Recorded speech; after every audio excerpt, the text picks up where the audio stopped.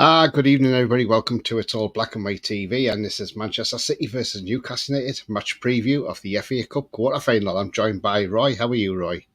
How you doing, mate? Not bad. It's a weekend here. Hi. I'm trying to think I'm going to be excited for tomorrow, but I'm not really.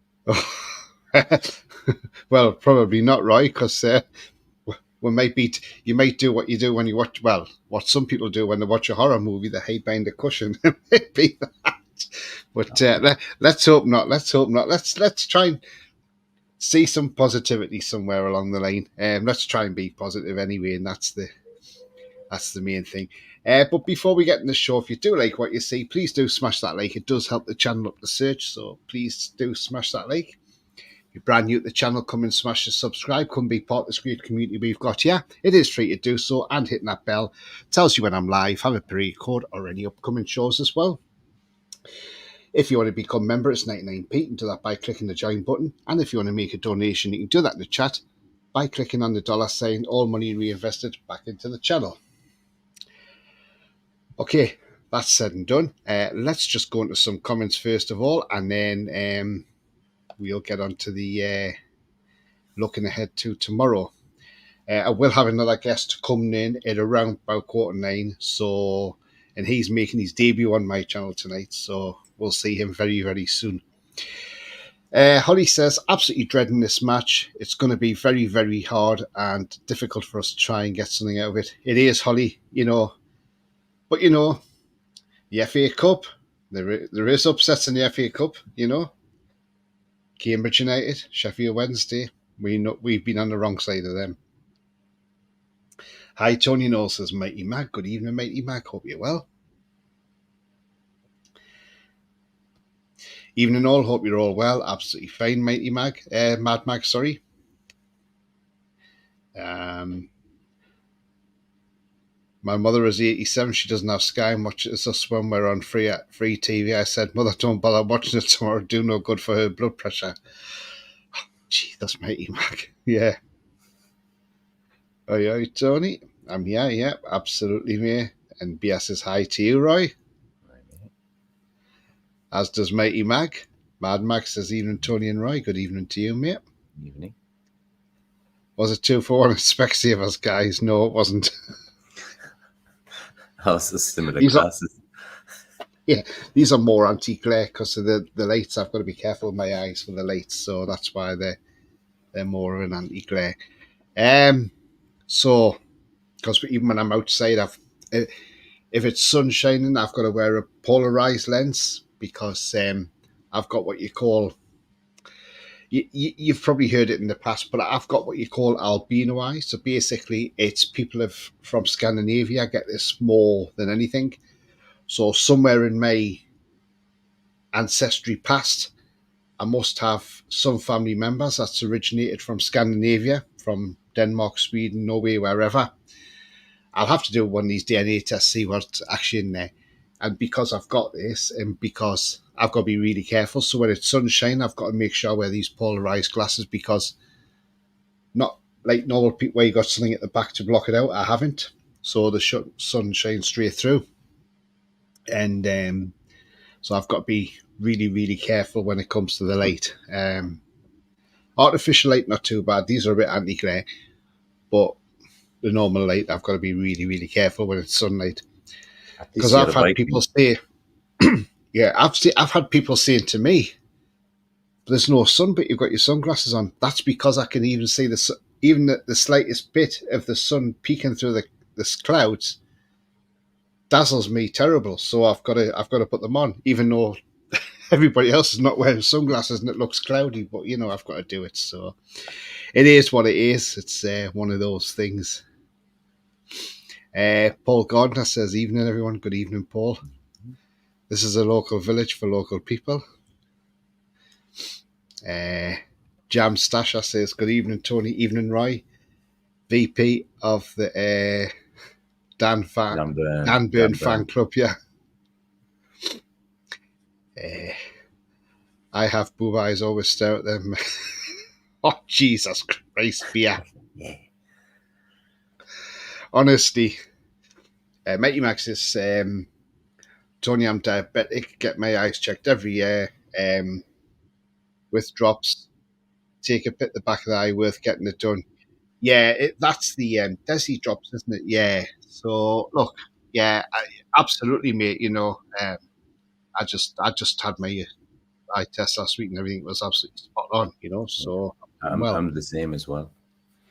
yeah. I'm type 2, and I've got two types of drops. I barely use Thankfully, them, so I'm lazy. yeah. I don't have diabetes, but they've done all them checks just to make sure. Brian says, evening, how out? Medical staff out, 6-1 bloodbath tomorrow, says Brian. Same. Jesus, Brian. I am the same, my eyes, Tony, northeast born and bred with Orkney heritage. There we go. See, so I'm not the only one out there. Yeah, so right, tomorrow we play Manchester City down at the Etihad. Is it going to be a Saturday Friday night? Or is it going to be one of them games where we go, how the hell did we win that game? How the hell are we in the semi-finals of the FA Cup? You know, Eddie's been speaking to the media today. Now there was things going around about Harvey Barnes being out till maybe April. Now, according to Eddie Howe, he could be back for the West Ham game. I just hope we're not rushing him back. I really don't. Anthony Gordon could be involved tomorrow. And Howe thinks it's been unfair criticism on Sean Longstaff because he's been carrying an injury and having to have injections every game. Because Eddie Howe says we haven't got the midfielders to put in there. I think what he means is he wants to protect Lewis Hall more. Sorry, not Lewis Hall, Lewis Miley rather. Sorry, he wants to protect him more, because he's only 17. Now, what's your thoughts on what he said about Longstaff getting injections every game? Because, in my opinion, and people in the chat, please let us know what you think as well. I think with the Longstaff thing, if he's got an injury, why are we risking somebody with an injury? Why is he playing? Because technically, we're playing with 10 players, we're carrying a player, because that's all we're doing, carrying a player. Elliot Anderson's back, throw him in centre midfield, or even try Almiron in there, or have Sharon there for a couple of games and put Lascelles at the back. There's options there, so I don't, Eddie has got options. What's your take on that, Roy? It's unacceptable. You put in Longstaff in risk. He's got a long career ahead of him. Well, how old is he now? 26. So Yeah. 25, 26. He's got another 6-7 years to play football. This could end his career. Keeps playing. It could be tissue damage, and might need a small surgery, and he'll be back in 4 or 5 weeks, 6 weeks. Could have been done. Okay, maybe he risked him in December when we didn't have any players. Now Miley's there, and he's still playing him. He's not performing too. That's the thing. You're risking the player, and you're jeopardizing the quality of the team because he's not performing because of that injury.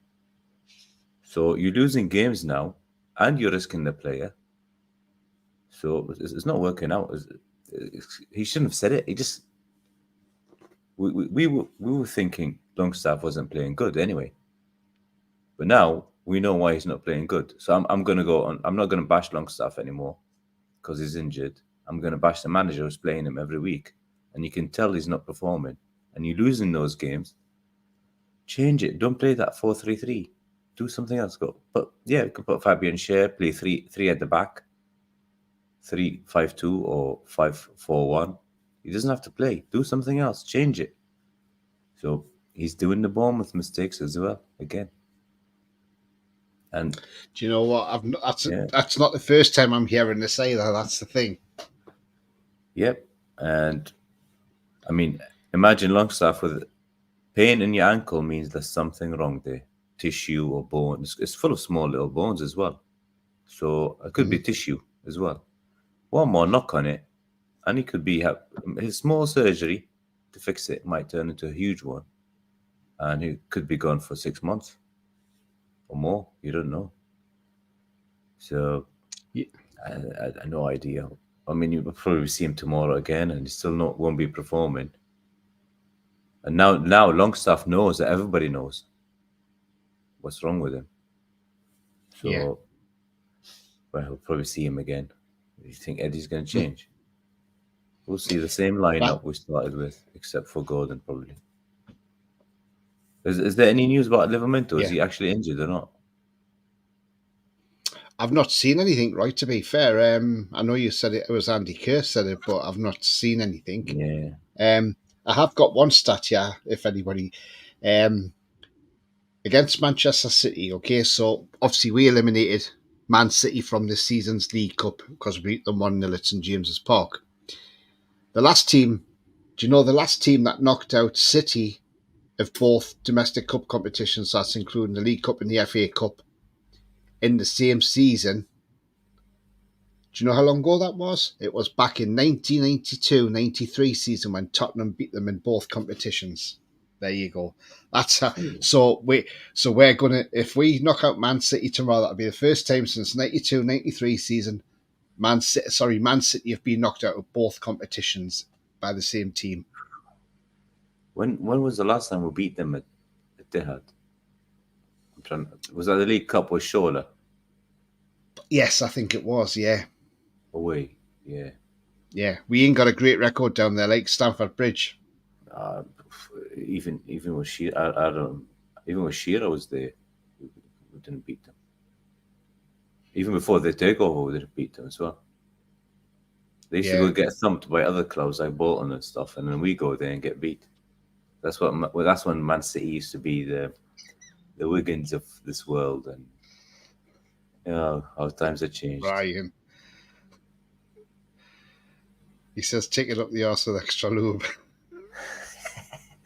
Probably. Oh, Brian's brilliant. Tino's the right midfielder. Yeah, that would work as well. But where's Longstaff getting injections to the brain, says Paul? Well, yeah, you can't fix that one. Brian says, my sister works as a paramedic for the NHS. Like she said today, you can't keep pumping players full of injections. It will get worse. Absolutely.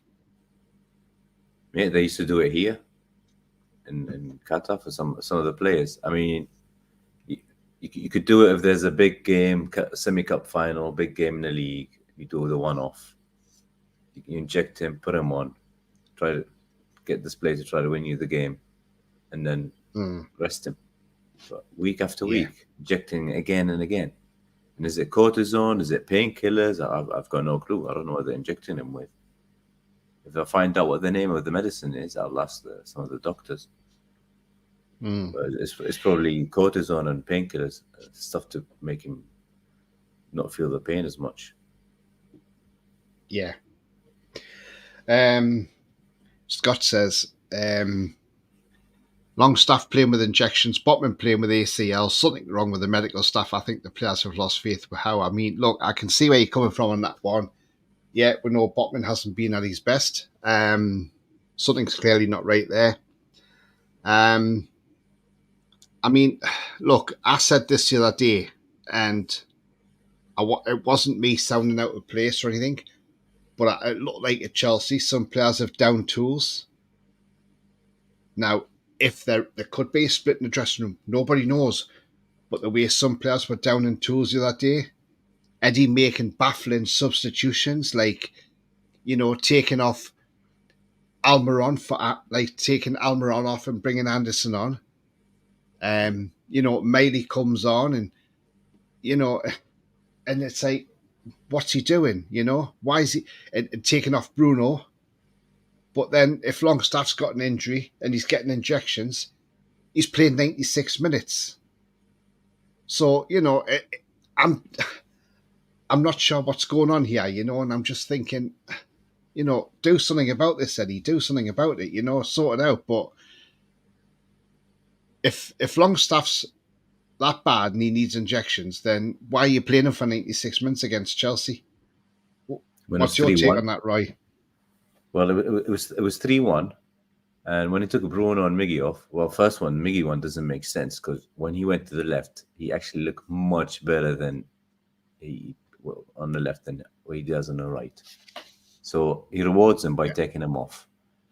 Longstaff used this the whole game. At the time, we didn't know he was taking injections. He stays on. Bruno comes off. White flag. Suddenly we score. And in those 7-8 minutes we could have came back if you had those players on. But you've completely killed the game. And then Anderson, who's arguably maybe a number 8 or centre midfielder, or could be even a number 10 sometimes, he's not a left winger. So you're taking the left winger off and you're bringing him on. That was a white flag. I mean, people play Football Manager and stuff, or FIFA on the PlayStation and stuff. That was similar. That I'm going to try him there, and what the hell was he doing? So Yeah. that game was completely his fault. And then ACL, Botman. When ACL happens, when you twist your knee, it's anterior cruciate ligament. So you got two. So one in the front, one at the back. ACL and MCL. So anyway, the front one, because I've had both mine. When you twist your knee, the next morning your knee is the size of a watermelon. So if that happened, the doctor should have known the next day there's something gone there. Something's happened. And is it a small tear? Is it a huge tear? Which is not going to be a complete one, because if it was a completely gone, then he would have had the surgery. Sometimes if it's like a 10% small tear, they do physio for a couple of weeks or a month or two, and then they're back. Some doctors will say, even if it's 20%, we're better off chopping the whole thing, doing a full surgery, because it will tear at some point again. His knee won't be 100% now. So, weird, man. But 2 games with that. So all they need is send them to MRI. Send them to MRI. Just check it. Mate. Yeah, Botman hasn't looked the same, has he, really, to be fair?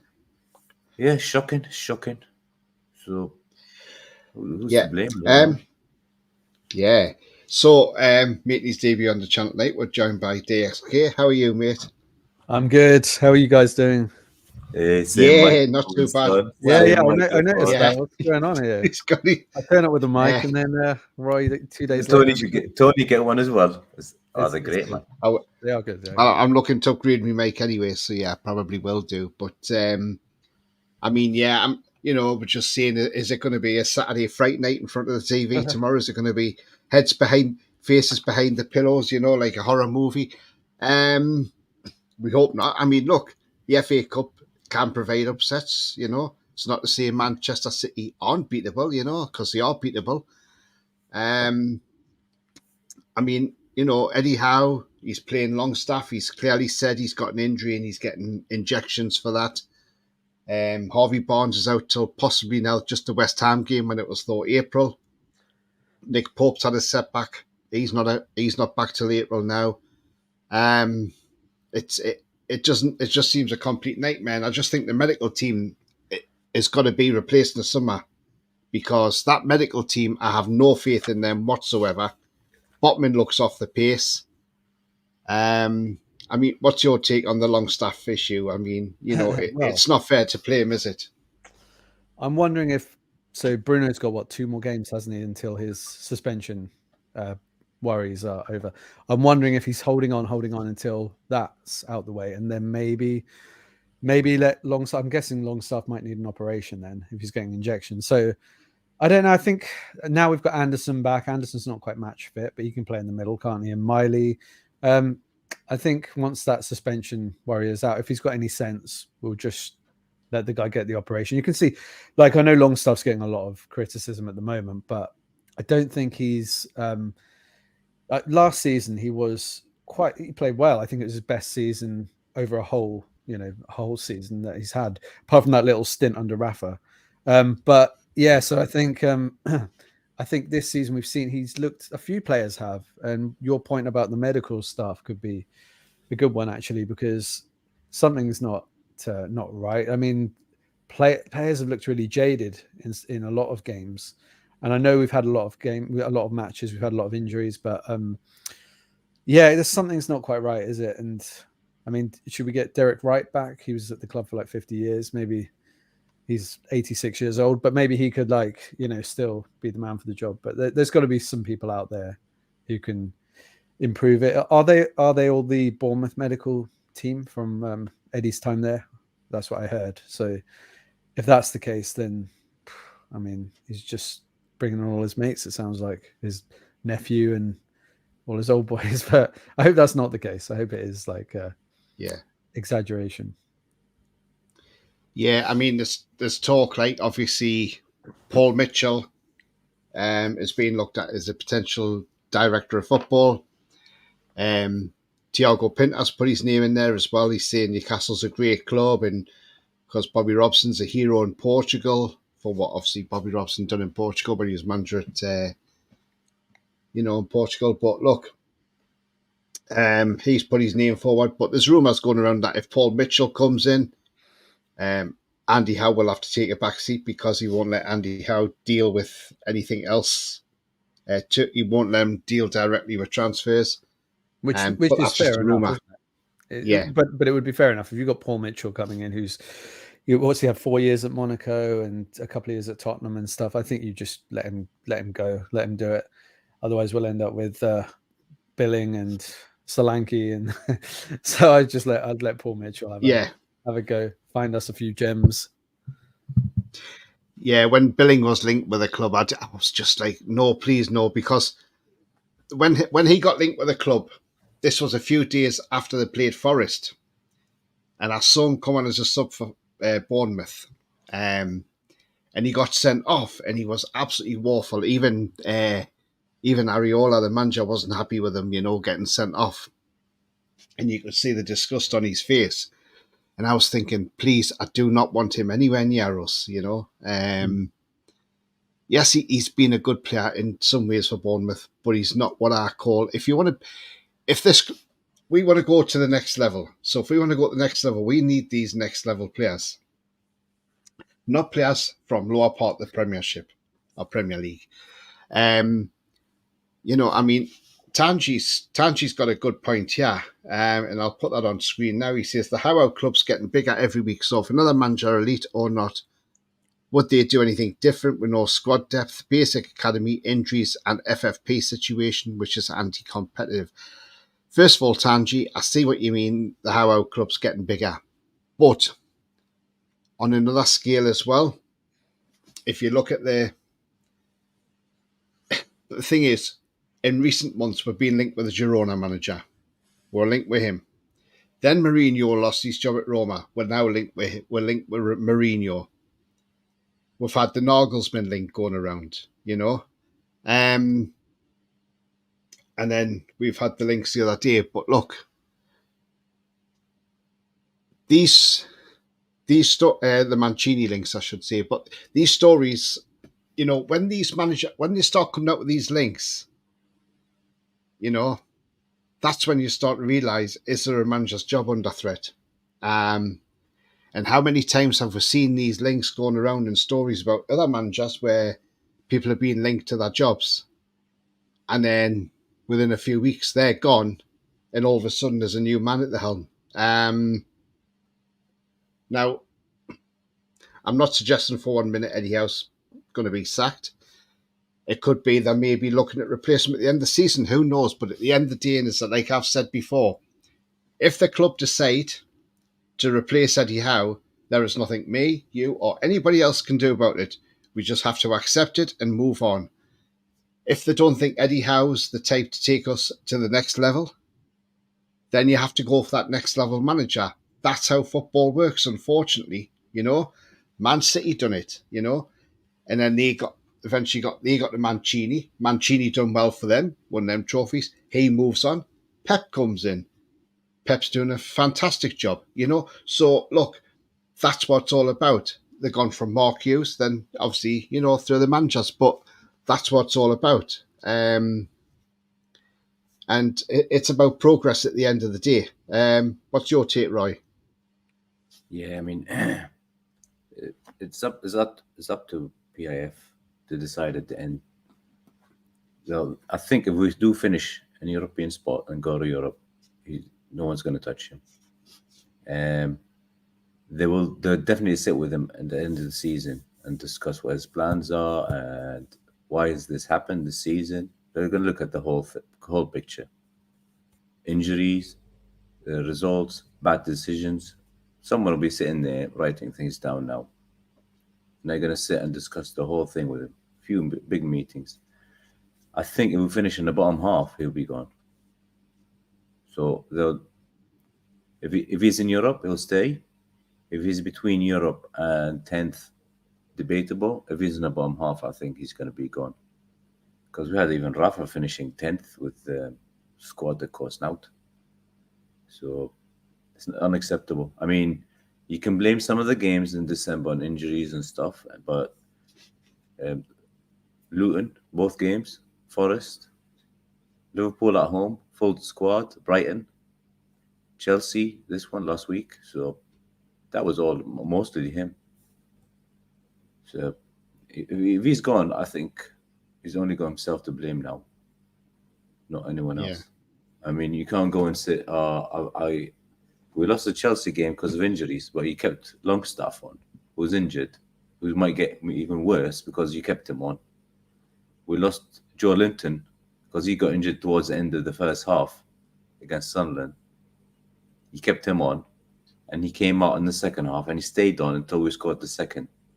That could have been that 10, 15 minutes he played could have been the difference between being off for a couple of weeks or now look, he's gone in this season. Mm-hmm. A small hairline tear could have gone to a big injury in his muscle. That's what happened. So medical team as well, medical team. But also I think with one thing that's frustrated me with Eddie this season is when someone like Callum Wilson or Joe Linton comes back from a long layoff, he seems to just throw them in to play 90 minutes. That game against Bournemouth, Wilson, I know it was a freak injury, it was his pec, but he shouldn't have been on for 95 minutes. It didn't make sense. That was his first start back in the team after was it 2 months out or whatever? And he's injury prone. He should have had an hour, get him off the pitch, look after him. At the time Isak was injured. So I think some of the management has been really sketchy and just kind of cowardly, leaving players on the pitch. We could also, like the Luton game, the 4-4, the crazy game. We could all see at halftime, we got out of jail a little bit, 2-2. Dan Burn was getting done down the side every single time. And take him off, put Tino on at halftime, we win that game easily, I think, 4-2, 5-2.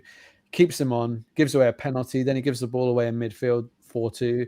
Then he takes him off. So he's reactive, not proactive. And then we have to fight back in and get a point against Luton at home. So it's things like that this season that, for me, have shown at the moment the limitations of Eddie Howe. He's not a brave manager yet. He might get there, but I think he's quite a cowardly, reactive manager.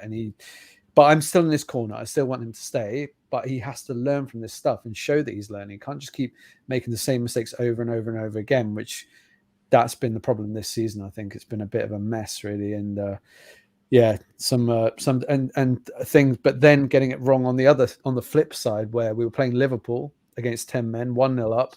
Tonali and Gordon were the two best players on the pitch, in my opinion. And then he takes both of them off at the same time, and it changed the whole game. Suddenly we were having no joy going forwards. Barnes wasn't up to speed at the time, and it just killed it. We ended up losing 2-1. That was a really annoying defeat. We should have beaten Liverpool. And just things like that, you can't really legislate for a manager to do it. If Bruce did that, would be absolutely killing the guy. And I think for a while Eddie was getting away with it, and now people are starting to notice those little mistakes. So he does have to sack up a little bit and be a bit braver with what he's doing, I think. I've got another one that hurts as well. PSG away. Isak, he looked knackered after 40 minutes. And if you watch the first 5 minutes of the second half, it was dead then. He should have been taken off then. And he stayed on the whole night. He was just a passenger walking around. Change him, take him off. But anyone on. Lewis Hall, anyone. Who did we have? We had a couple of players on the bench, and we had a couple of youngsters. I know we had 3 goalkeepers, but Parkinson, was he on the bench? We could have just thrown him on to run about, really. Yeah, anybody. Just put someone there to run with the ball. Even Lewis Hall could have just jump on and put him up front, anything. But we played with 10 men. Just to ease the pressure off a bit, because We parked an hour and a half, and he wasn't doing anything. And then you're risking a player like Isak then picking up another injury because That's he's such a fragile player. So it's twofold. It's playing with 10 men, but the kind of 11th man could be out for another 2 months because you're just keeping him on when he's knackered. So yeah, things like that have been very strange this season. which was Longstaff on Monday. Same again. He was injured. You kept him on. You did 5 subs. You've got the players now on the bench. And 5 subs. Your injured one was getting injections, like you said. Stayed on. Doesn't make sense. And big mistake. I mean, we've got a Man United fan here in the chat, Nacho17. He's just put there, since we've lost Nick Pope, Sharon Botman have got exposed. Right. I don't think particularly they've been exposed, Nacho. I think what it is since we lost Nick Pope, and if I'm honest, and I think a lot of people can see it as well, obviously I know Karius played just that one single game, but the rest has been played by Dubravka. I don't think the defence has got any trust in Dubravka whatsoever because he does not command his area that well, and where Nick Pope is straight out for balls. I mean, we saw it with Karius. He ran straight out and got a ball and put it straight in the stands, you know. That's what you want. You want to see a keeper command his area like that. But Dubravka, I don't think they've got any trust in Dubravka. So I don't think it's fair to say that Sharon Botman are exposed. I just think they don't have the trust in the goalkeeper. And I think that's DX? Yeah. I think that's part of the reason why we tried to apparently sign Lloris in last summer as a backup, because Lloris is a similar type of goalkeeper to Pope. He's a sweeper keeper. So I think that's what Eddie likes. I think that's what the back line prefers. Dubravka is a great shot stopper. He's pretty good. He's got lots of very good attributes, but he doesn't, like you say, he's not quick off his line. He doesn't read the game as well as Pope. And I think, it's a tricky one because they're very different goalkeepers. And Dubravka's done okay last few weeks. He was brilliant against Blackburn, but you can see the defence is all a bit confused at times. And but I don't know if that's the only reason. I think part of it is just Botman's not. He looks shaky. He doesn't look the same player. Maybe we rushed him back. Maybe he needs a full-on operation. I don't know, but. Shah's had a pretty good season, but obviously Nick Pope makes a massive difference to the team, and then the question is, I suppose, that do you then try and get a young keeper who's a bit more of a sweeper keeper? Then you've got another option if Pope is out, and a similar type of goalkeeper. So, but then they're not easy to find, I don't think. Like, so there's a guy at Southampton, isn't there? But he won't be happy being number 2. So.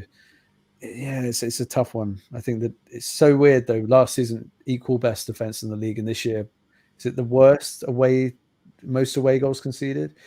I mean, that's some turnaround, isn't it? So it's really weird. Yeah, absolutely. I mean, we are linked with, have been linked with them, and the links are still around. Mohamedashvili from Valencia. Now he's pretty good at running out and is a sweeper keeper. I mean, Roy, do you honestly see Dubravka staying in the summer if he's told he's a number 2? Because he's playing well now at the moment and he's putting his performances in. He's obviously Slovakia's number 1 because Rodak's no competition to him, to be fair. And if he has a great Euros for Slovakia, there's going to be teams queuing up for him, isn't there? And at 35, you can't deny to let him go, can you, really? And we could get some good money for him, couldn't we? Yeah, I mean, I would sell him, definitely. It's for his own sake as well. So he's got 3-4 more years to play anyway. So I'd sell him. It's good for the club and it's good for him.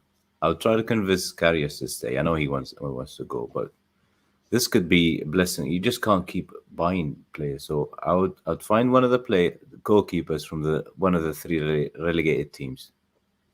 Bring him in. He'll be number 2, and bring one of the kids, and that's your 3 goalkeepers. So Pope first, another keeper, and then one of the kids from the academy. Healthy way to do it.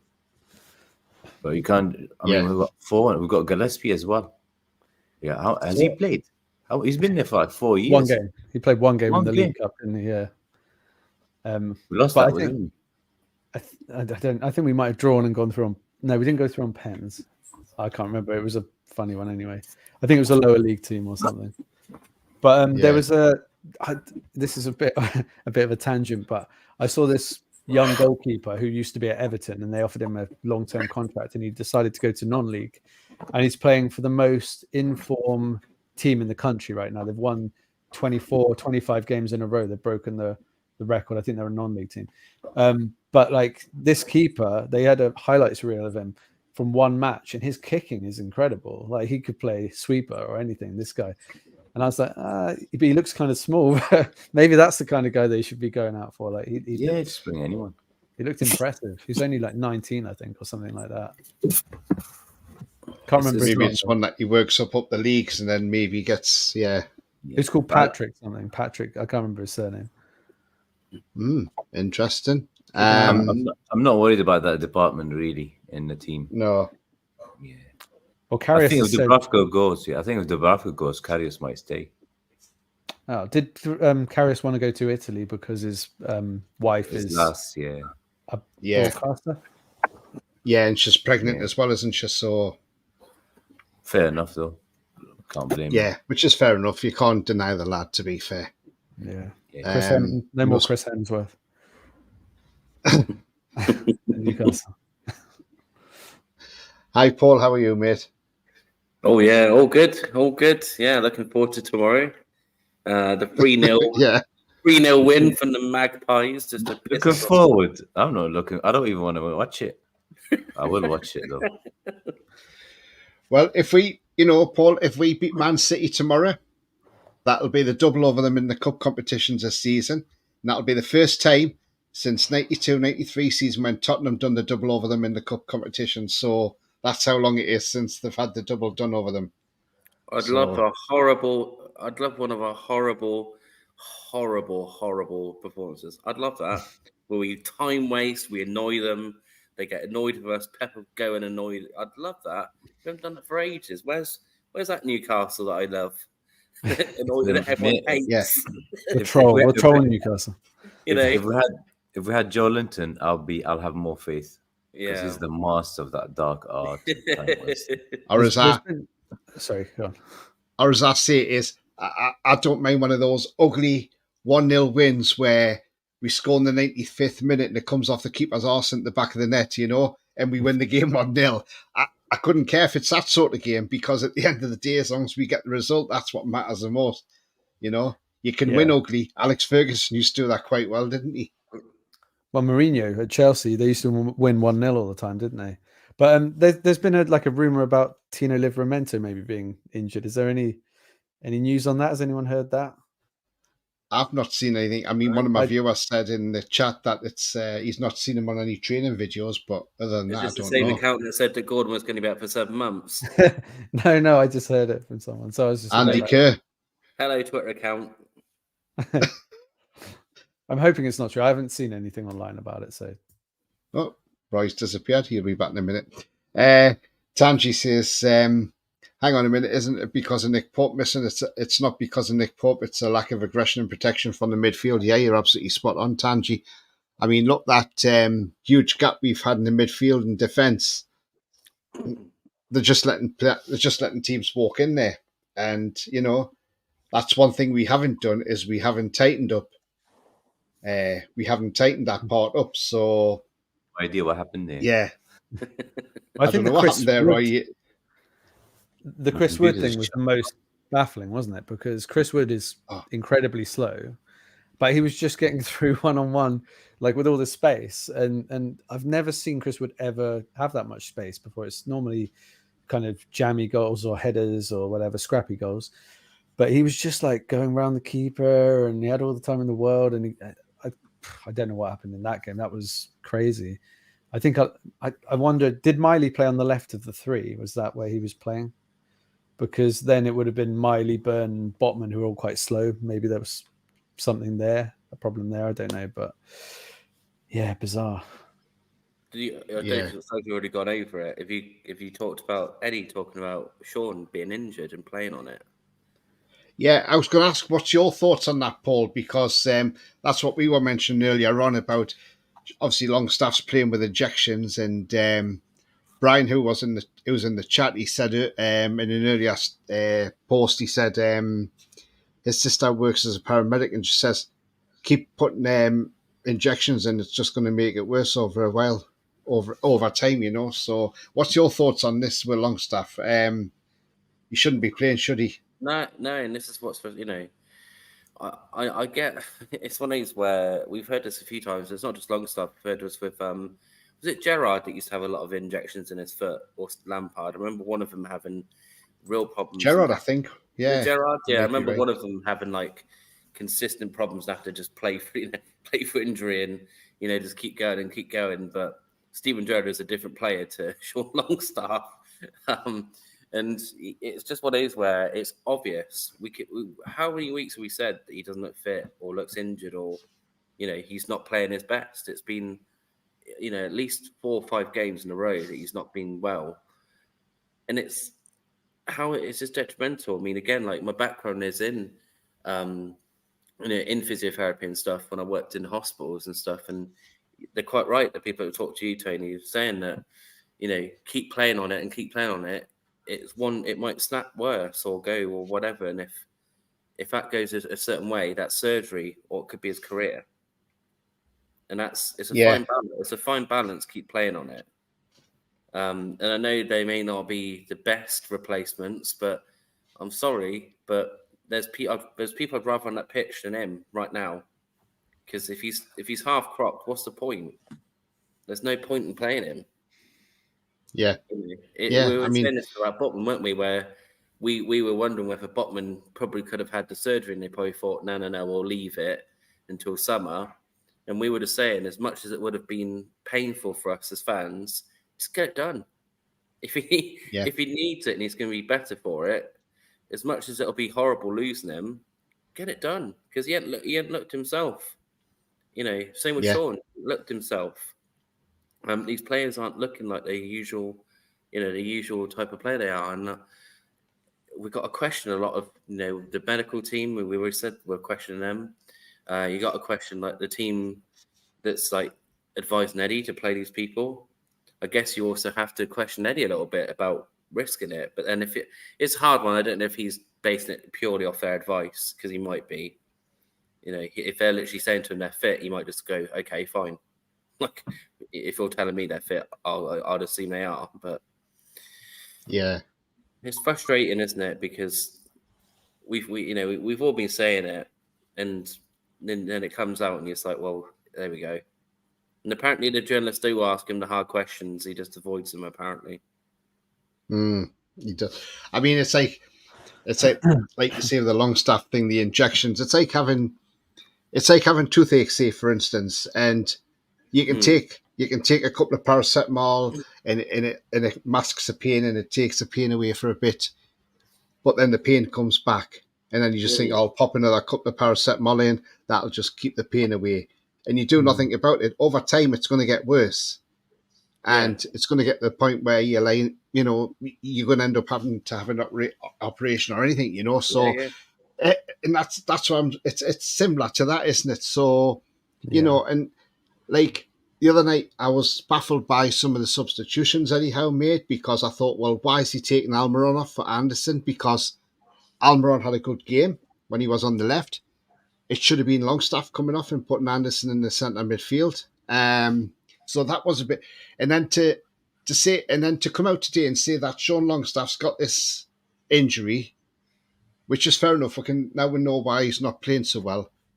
But my question is, Eddie, why are you keeping him on the pitch for 96 minutes against Chelsea? Why didn't you just bring him off after 60 minutes and say, right, we'll give Anderson half an hour, you know, give him some minutes in his legs? But, you know, you don't play a player who's injured for 96 minutes. You're going to cause him long-term damage.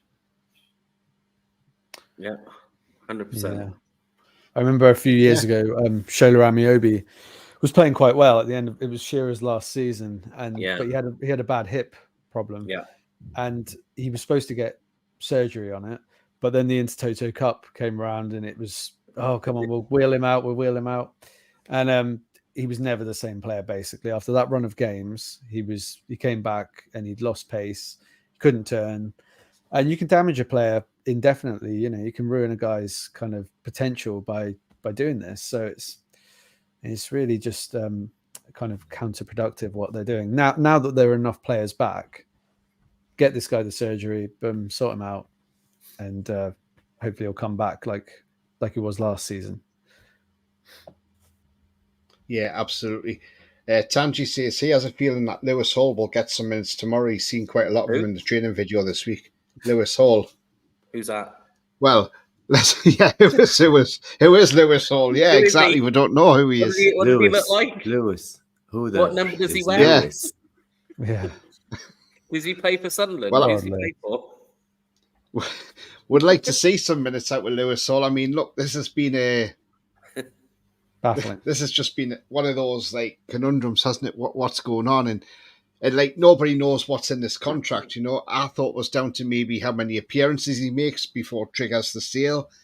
Some people are saying it could be down to the fact that it's if we play less games, then you know the fee's not as high.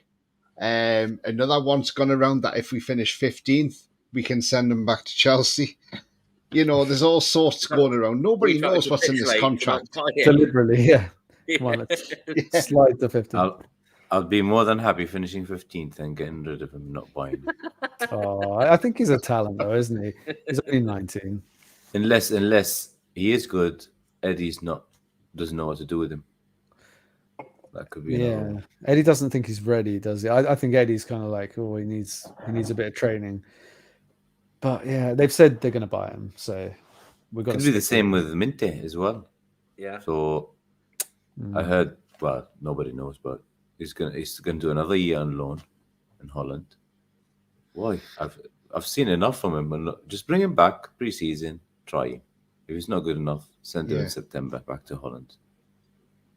Well, Feyenoord want to keep him for another season, but I think look at him in the summer, see how it goes. He's done well in his first season there. You know, he's had games where he hasn't been great, but then games that he has played, he's been great for them. He scored goals. He's got 4 and 4. You know, the lad's got a talent. The lad's got a talent there, and you know, it's the old cliche in football. If you're young enough, you're good. If you're old enough, you're good enough. You know, so well, Miley's 17. Get him in. Yeah, exactly. Yeah, exactly. Yeah. So Miley's 2 years younger than Minte. Mm-hmm. Just play him, bring him, try him if he's good enough. But at the moment, I don't even trust Eddie's decisions. He might be good enough, and he still might send him back. Can't be worse than Murphy or Almiron. That's for sure. I mean, I'm going to come around the table and ask you guys, but would you start Anthony Gordon tomorrow, or would you keep him on the bench? I'll start with you, DXK. I think if he's fit enough to start, then even if you can only go for an hour, I think you have to start him, because to win the game, we're going to need players who can just have moments, I think. And Isak can, Gordon can. Apart from who else? I mean, Almiron can score the odd worldie, but he hasn't done it for a while. So, I think I would definitely start him. The alternatives are not too promising, are they? I'd probably start him and Murphy on the other side, because I thought Murphy the other day was outstanding. Came on, made a difference, scored a great goal, was well up for it, and we're going to need that. And he scored against Man City before, so you know he's got previous. So yeah, I think Gordon would be the man for me. Yeah. What about you, Paul? 100%. If he's fit enough, stick him on. I mean, how much time is he really going to get under Gareth? It's great he's been selected, but realistically, is Gareth really going to put him on for long? Probably not. You know, he's probably just going to put him on for a 10-minute spell here and there. I doubt he's going to start him. Can you see Gareth Southgate starting Gordon? Do you know what I mean? I'd love him to, but I just don't see it. He's another one who struggles with his favourites. I mean, how is Harry? Sorry, turn to an England podcast here. But how on earth has Harry Maguire got called up? It's just ridiculous, man. And then Henderson again. Yeah. Henderson. And yet he drops Phillips because Phillips has been poor. Hey, but it would have been mental if he didn't pick Gordon. But at least he did something correct. But Yeah, I don't know how much realistic minutes he's going to get for England. So my only hope is when he does go, don't you dare bloody injure him, Gareth, because we'll hunt you down as a fan base, you prick. I mean, We'll hunt you down. I mean, I did put a video out last Sunday on an Anthony Gordon feature. I did put that out there saying that, why he should be picked for England. And I obviously compared him alongside Rashford and Grealish. Grealish is injured. So, yeah, I mean, look, I'm glad he's in the England team. I think it was the right call from Southgate to take him on. How many minutes he'll get, that's the thing we don't know. Just hope he doesn't injure Bruno playing for Brazil either, because hope he doesn't go into a tackle and take out Bruno and then Bruno gone, because that would just be our luck. That would just be sod's law. And he'd put a tackle in on Bruno, and that would be Bruno gone for the season. So I think I would hope that he might just pull out with that tackle if he try, or he just bottles it in some way and goes off. But yeah, look, no, great to see Anthony Gordon in the England team. Thoroughly deserved, one of the best left wingers in the Premier League, and English left wingers, by the way. But yeah, I mean, look, he's been. Look, if I'm honest, and it's not because I've got my black and white eyes on. It's because I'm looking at it from as a whole perspective. You look at Rashford, you look at Grealish, who are competition. Okay, Foden's a different one. He can play either flank or in the middle. So Foden, you've got versatility there with Foden. But if you look at Anthony Gordon, compare him to Rashford and Grealish, at this minute in time, you've got to say, one, he's miles ahead of Grealish, and two, he's well ahead of Rashford because he's played more consistently than what Rashford's played this season. If you look at some games that Rashford plays for Man United, he's not interested. He doesn't care. He scored that great goal against Man City. What did he do for the rest of the game? Sod all. He tried to complain that he was fouled by Kyle Walker when he clearly wasn't fouled. He fluffed a shot. So, yes, okay, he can score the worldly goals. But, after that, he just seemed to drop off and do sod all. Same as last weekend. I spoke to a Man United fan and they said he weren't that great. Yes, he scored the penalty, but he didn't do anything else in the game. So, look, it proves my point. Anthony Gordon is way out in front of them too. What about you, Roy? Well, it depends on the medical team. He needs to get it all clear, but I don't trust that medical team anymore. So, and I mean, when you saw that doctor pulling his leg and agony, because is that a twitch? Could it be a ligament on the side, or is it like a meniscus or something? I've got no clue what that was, but you can't go from that to playing a week later. So it's strange. So I'm thinking it could be a muscle connected to the ligament. Could be the problem, not the actual knee itself. So we'll see what happens. But he needs to be 100%. Don't play him if he's 80 or 90% even. You don't want to lose him again. So I'll play him here, and Murphy should start. So that's the team. I mean, now we know about Longstaff. Try Miggy on in centre midfield, or just play Miley. Just rest Longstaff. He's not been performing. So one, he's not playing good. Two, he's injured. Yeah. So stop playing him. Let him rest. It doesn't matter. No one's gonna even send him for the surgery now. Yeah. Send him now. He'll be back in June, July, ready for next season. That's the best thing to do. By Sean, go. Yeah. There's no guarantees we're gonna win those games that we all talked about and thought we're gonna win and finish 8th or 7th. So just send him now. Let's see. Yeah, but he's not gonna do it. He's not gonna do it. He's got this little cowardness, worries about small things that he ends up losing anyway. That he shouldn't have worried about. like especially. Alan Partridge. Aha! Oh, come on. Good evening, Alan Partridge. Good evening. How's Norwich? Yeah. Have you seen Dan? It's like the Everton game. Everton Spurs, Milan, 3 games in 6 days. He should have done the right thing and dropped one of the games. Just drop it.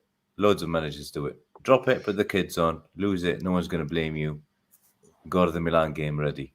He ended up playing 11 Everton, which he lost. 11 Spurs lost because they're all knackered from the other one. And you think those players who played those 2 games in 4 days are going to recover from Milan, the strongest team out of the 3, lost that one as well. Him to blame. Jacka. Naka. Jacka Nakanori. I mean,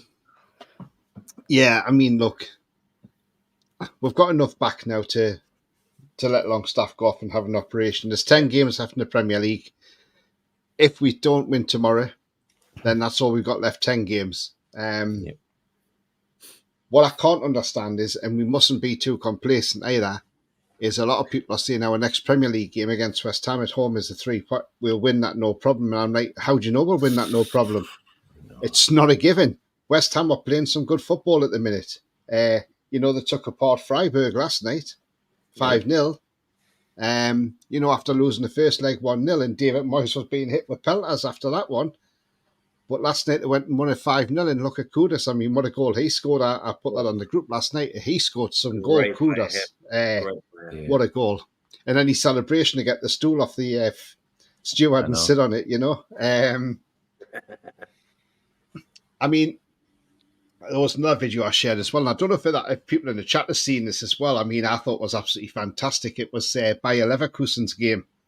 Anthony Taylor was the referee. And like I say, I put it in our WhatsApp group chat. And what it is Anthony Taylor beat the VAR monitor, come away, and he rescinded the yellow card. So the player, I think it was a Leverkusen player, was ready to give Anthony Taylor the high five to say, "Oh, wow, thank you very much." And Anthony Taylor threw out the red card and said, "You're off." And he stood there looking shocked. He's like, "What?" Mm-hmm. You'll have to have a look on the group chat. It's on there, Paul. It's funny. It's hilarious. It's a red, not yellow. Yep. Absolutely hilarious. But goes out to give Anthony Taylor a high five, and Taylor pulls out the red card. Cheers, ref. Brilliant that. But talk about being cocky and thinking, "Oh, well, I'm getting away with the yellow card now." But so I'm going to come around the table and ask people for their predictions for tomorrow. I'll start with you, Roy. What's your prediction for tomorrow, Roy? And do you want the head or heart? Who's going to be the? Well, you can give both, Roy, if you give both. And okay, I'll start with my heart first, because my heart. And you is goal stupid. scorers. Yeah, my heart says we're gonna fight and lose 2-1 and exit the cup with our heads up. So that's my heart. My head says we're gonna get thumped 6-1. 6-1. 6-1. Well, at least we got one. That's right. Yeah, we'll get the odd one. It'll be like 4-0, and then we'll get one. Yeah, we'll be 4-0, and then we'll just get one, and then they'll finish us off. But I'm going according to how our last 5-6 games went. Yeah. So you never know. We might turn up tomorrow. Like if we play like we have been before December, then it'll be tight. But we haven't got Joe Linton, and I think it's the morale that's down as well. It's not just the whole. No, if you look at the whole team, no one's given 110% anymore. Mm. Well, except you know what, my favorite one, Miggy. He's the only one who's just giving it all. But he's shit. But his 110% shit is like an average footballer. But then you get someone like Longstaff or Dan Burn. When they have a bad game, it's bad. It's bad. Mm. It's ugly. Yeah. Any news? Is Dan Burn fit or not? Might be a blessing in disguise. Might be a blessing in disguise. Right, we could always have a super sub, A Kraft, I don't mind Kraft. You know when we beat them in the cup, it was Dummett and Lascelles, wasn't it? Yeah. Yeah, look, if you can do those lads, so I would actually start Lascelles. I'll start the cells. Yeah. I think he should start in this game ahead of Botman. Yeah, Let's definitely. bottom in and go with the cells. Yeah, 100%. Even but you can try Kraft on as one of the three centre backs on the right side, and then have Livramento as one in the middle, or 3-5-2 or 5-4-1. But change it. Don't go 4-3-3. Matt Target, perhaps. I mean, if Matt Target's fit, maybe that's an Oh, option. he was on the bench, wasn't he, against He's on the Chelsea? bench, Yeah. So he should be fit. You never know. Tomorrow. Might be the day. Yep. I mean, right, I was on about a super sub. What about this super sub for tomorrow? He would be handy to come on and score a goal, wouldn't he? I'll put him on screen now. Who's that? There you Big go. fella off the bench. Could this be their last chance now? In it comes. Monsters of Oh, there you go. It's the sugar monster. 10,000 calories. Here we go. He'll do it tomorrow, the honey monster, won't he? Let's Honey get him monster. off the bench. Kevin Keegan, super sub. That's it. He'd do. I thought I'd better put that on, just to lighten the mood up a bit as well, you know. I mean, no one what's your- expecting us to win. That's the thing. Yeah. So Alan Partridge, I hope he's playing tomorrow. We'll just re-sign Sheffield Future. Yeah. Or the flying Finn. Yeah. Jesus. Paul, what's your predictions tomorrow, mate? Oh God. I hope they're not as bad as Roy's. They're nearly as bad. Nearly. I'll go with my heart. Look, City. I'm being very over-ambitious here. Obviously, City have just come from a Champions League game. They have got some injuries. I assume that I don't know how much they care about this cup. I'm not sure how seriously Pep really cares. I don't know. So it'd be interesting. They're defending it. no, he did, because he put his full team against Luton and they thrashed them 6. Was it 6-2 or 6-0 or 6-1? Yeah, 6-2. Yeah, he's going to put something close to his full squad out. You would assume. Look, if we fight and just be if we can be like old Newcastle and just take the mick, I'd love a really horrible 1-0. But I know that's not going to happen. Like I said, that's my heart prediction. My head says we're going to get destroyed 5-1. Close to mine. Yeah, sorry. It's going to be 5 or 6 anyway. Yeah, sorry everyone. I don't want it to happen, but I just think it will. Yeah, I mean, Scott says in the chat there, 4-3 the 2 non-penalties to Bravka saves 2. I like your optimism getting to penalty shootout. I'll take that all day if that's the case, Scott, though, absolutely. I think anybody would. DXK, what are you thinking tomorrow? Well, I'm tempted to go with an Alfie Harrison hat-trick for a 3-2 win, but I think... no, I don't think so. I've kind of been feeling like it might be 3-0 to Man City. I hope I'm wrong, but I just can't see how we're going to stop them. I think they'll put out a really strong team, and oh God, I'd like to say something a bit more positive, like maybe 1-1 and penalties or something, but I just can't. I can't see it. I think it'll be 3-0. A couple of goals for Doku or someone random like that, maybe. Yeah. Too much pace, I think. It's one of those where even if Hahn doesn't play, he's got bloody Alvarez to play. It's just it's just ridiculous, that team. It really is. Squad, yeah, they've got like 25, 26 tremendous players. Look what he done to against Man United when they were losing 1-0 at half time. And Doku was having a shocker, who's a £60 million player. And then the second half, they grabbed the equaliser. As soon as they got the equaliser, makes a change. Doku off, Alvarez on. You know? And that's what an elite manager does. He sees it. He's proactive. And that's exactly what he done. You know? He's brave. He took, he takes people like De Bruyne off. That's a brave manager. Yeah. You can take a player like De Bruyne off and saying to him that you've had a bad game. Like, that tells everything you need to know about Pep. I mean, De Bruyne weren't happy on Sunday, was he?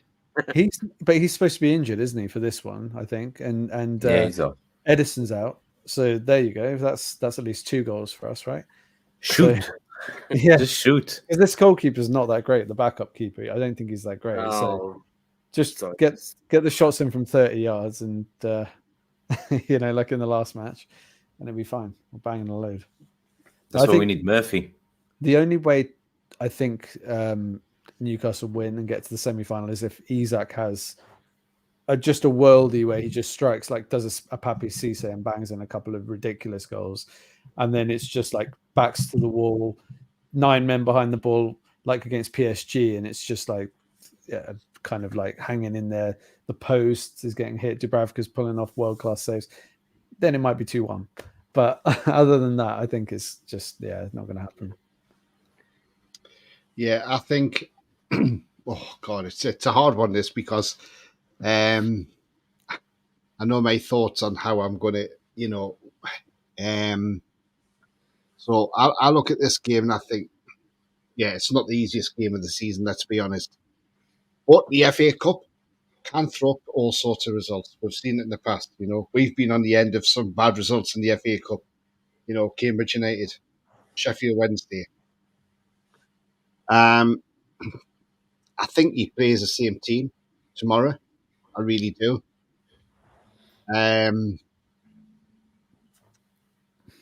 But what am I going? I mean, look, Anthony Gordon will probably start, like you say, if he's fit. God, right, scoreline, right. I'll go my head first. My head says we are going to lose 4-1.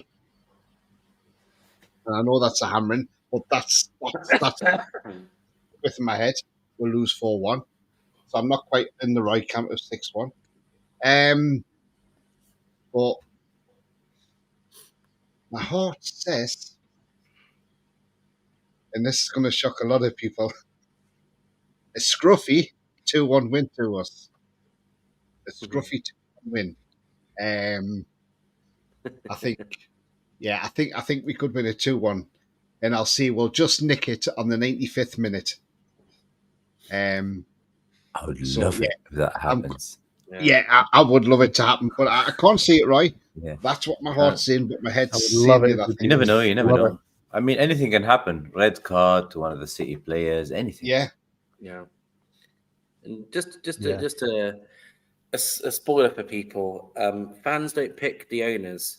Okay, we don't pick owners. You can talk about it in the comments, but we don't pick them. And you weren't moaning when Ashley had 0 contracts and forcing people to give birth in Sports Direct. So you weren't bringing that up, were you? Exactly. Where And were also, you like- when we had Ashley? Absolutely. There's a lot of countries with human rights issues as well, and we're not like getting behind that and saying but it's this is who owns the club. We support the club, so that's kind of what it is. Yeah, the guys on Twitch, so they can't see it in the YouTube channel anyway. So, but yeah, we're not even giving them the time of day. Jam Stasher says 8-0 to us. Too optimistic. Yeah, Just a bit. Just a Could bit. happen. unless City lose a few players. We've already had one on red this cards. season. Oh, actually, we've City, says Ian. already had an 8-0 away from home, haven't we? So Yeah, we can do it. Sheffield. Yeah. Similar teams. We wait until the FA Cup at the Etihad to bring out our next 8-0. Yeah, saving it. We're saving the good performance for this one. Good evening, Roll Me One Kenobi. I love that name. It's brilliant, isn't it? He says, "Hi all, hi mate. Hope you're well. A good draw for your team as well. Real Madrid, in it, mate. City Madrid. What a tasty tie that is. Arsenal, Bayern Munich as well. I mean, look, tasty ties there. Tell you what, I think Arsenal will it's gonna be beat them. tough for City. Yeah, Yeah, that's the final, really. Syria. Alan Partridge thinks Longstaff will get a hat trick and we'll win 3-0. He won't even have a shot on target. Him. Tanji says it doesn't matter if De Bruyne's out. He's played around 20 minutes in the previous 3 games against us this season. We just got to stand up and be counted, do our best to see what happens. Yeah. I mean, look, we were in control of that game at St James's Park. Lee came on and just turned it around, didn't he? Yeah. That is class. Watching Man City against Liverpool, their defence looks shaky, says Kenobi. Absolutely, they were shaky against Liverpool. They didn't look at their best. But, again, Pep will have them well drilled and he'll say, look at that hole in the midfield and you can break through that, you'll be fine. He has a lot of respect for us, Pep. He has a lot of respect for Newcastle. I've always liked that about him. He always respects us as a team. Yeah. And he certainly respects Eddie as a manager, because he even said, I remember that, was it the second game in the season? He was like, mate, if I play Man City football, we'll get murdered. He's like, he's like, I'm not going to do that against Newcastle. Why would I be stupid? Like, so he was even he was like, I'm going to change my style for Newcastle. So he has a lot of respect for us. So I've always liked Pep for that. Yeah, absolutely. Paul Gardner says Hart 2-1 win. Head Man City win by 3 or more. Yeah. True. Bias says there's a right to a fair trial. We just saw hundreds of sub-postmasters persecuted. Absolutely, mate. It's disgusting. And look, it's nice to see that the government are doing something about it. But again, why does it take a TV drama to get them That's to wake mental, up when they isn't could have it? done It's this years mental. ago? Mental, it took that. It literally took a soap drama to make them think, did we do something wrong back then? I'm not sure. Do you think if we do like a COVID one in a couple of years' time, they'll think, did we do anything wrong in COVID? Well, it was just one out for COVID, wasn't it? Called Breathtaking. Yeah. That was a drama. Kenobi says, Pep, I respect him now. He's gone from the La Liga. He tortured my childhood when he was at Barca. If you really got one, Roy. Yeah, it's coming on now. He's gone. Well, that's not I'm not putting a jacket on. I can't wait. James Bond's coming on soon. Oh my God, man. Yeah. Shaken, not stirred. Yeah, so you've got to head off, Roy, but we're going to be wrapping up in a moment anyway. But great for coming on, Roy. And cheers, mate. See you on the dark side. I'll see you in 10 minutes. Okay, Superman. See you lads in 10 minutes. See you later. See you in a sec. Bye. Ciao for now. What a guy. He's gone. Oh, what a guy. Alan Partridge says, let's make a drama about FFP then. Yeah, true. That's true. They might fix it then. It's a joke, isn't it, the FFP? Yeah. I'll tell you what, that could be a comedy disgusting. series, the VAR room. I bet I could do a comedy series about that. But why aren't more clubs speaking out about FFP? Because it's surely now it's become clear this what it is. The other 14 clubs can make a fuss about it and get things changed. Surely, if they all stand together, and yet they're afraid to do that, and that's quite sad, really. It's it's just Newcastle. We've got the richest owners in the world. We can't compete. Turnover's never going to reach Man United or all those other clubs. So we can't do what Man City or Chelsea did, go mad by player after player after player and build a squad, get the best young players. It's almost going to be an impossible mission, really, to get to that level. I don't know how we do it unless we build an incredible youth team and or sell loads of corporate seats at the ground and get a bigger ground. So yeah, it's kind of sad, isn't it? Really? Yeah. As long as they don't go down the Chelsea route where they have a double bed in the stadium and they have a silly girl there screaming and shouting, "Come on, Chelsea!" That's just embarrassing, and I don't ever see that at St James's Park. I don't want to ever see a double bed in St James's Park and somebody shouting and screaming from it. I've heard from a few people, but I haven't been because it's obviously ridiculous money. But I've heard that the Wings is a bit of a letdown, apparently. The new sort of the newer one. Apparently, a few people have said it's not that great. I mean, it's 600 odd quid, but apparently it's not all that. You don't even get like a pre-match talk from a player up there, paying all that money. Gosh, it's a lot of money in it, really. Yeah, for like no pre-match talk. Yeah. Apparently the food isn't. Apparently the barracks is better than it. It's like as an experience. Yeah.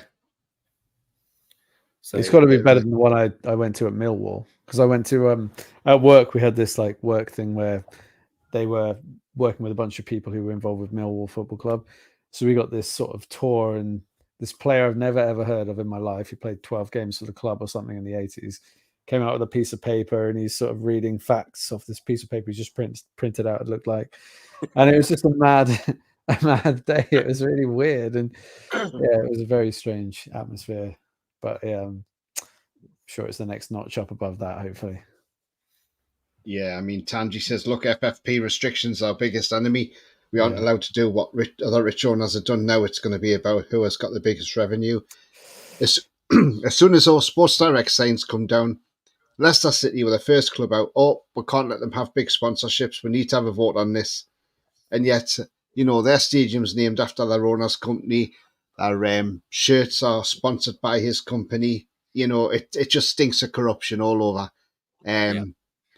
That was because they knew as soon as we were pulling them Sports Direct signs down, and it wasn't for the fact we were just pulling them down for the sake of it. It was because Amanda Staveley said she was sick that you couldn't have a photo taken without a Sports Direct sign being behind you. It doesn't matter where you were in the stadium. And to be honest with you, if they hadn't had that vote, we could have had some huge sponsors through the door, and that's what they were worrying about, that we were going to get people sponsoring us for like 60 million a season, and it wasn't fair market value to them. That would have pushed our FFP up hugely. So that's why the likes of Leicester and that came out, Yeah. Kenobi says, good thing you didn't do a Man City and spend, you would have ended up with 115 charges. Yeah, but that's going to Alan rumble on for Partridge 12 says, years. oh God, yeah. The horse is being Klopp's teeth. Tanchi says, I mean, watching football is it watching The Apprentice or The Dragon's Den? I mean, the thing is with the thing with the FFP and that there's a Belgian club taking UEFA to court over this. So could we see another Bosman again? Remember the Bosman ruling when he wanted to move freely out of contract? Yeah. So if this Belgian club goes ahead and wins it, then there could be no more FFP.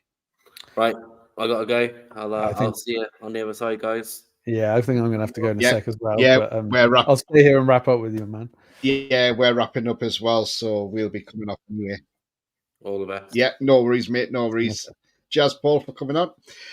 Yes, we're wrapping up now. And look, it's been a cracking show tonight. Great to have DXK on tonight and have you back on again, mate. Definitely. Thank you. Thank you for having me. Yeah. Yeah. Oh, no problem. It's been an at all. interesting chat, and yeah, we've covered a lot of ground, and hopefully, fingers crossed, we're all in for a shock tomorrow. Newcastle pull off a magical win, and we can all say we were wrong. That's what we're all hoping for. Absolutely. But guys and girls, if you have enjoyed what you see, then please do smash that like as Sean the Sheep has shown you. Do smash that like. It does help the channel. So please do give it a like. Also, if you're brand new to the channel, come and smash the subscribe and be part of this great community we've got here. Also, hitting the bell notification tells you when I'm live, have a pre-record, or any upcoming shows as well. You can become a member for 99p a month. Just click the join button. And if you want to make a donation, you can do that in chat by clicking on the $sign, as all money is reinvested in the channel as well. Mad Max says, great show as always, Tony. Great guests. See you all on the dark side. So he's coming over there as well. So, okay. Yeah. We'll see you in a sec. Yep. So we'll see you very soon, guys and girls. But thank you for coming on tonight, everybody. And great chat as always. And but remember, the future's bright. The future is definitely black and white, as I always say it at the end of every show. But until then, how are you, the lads?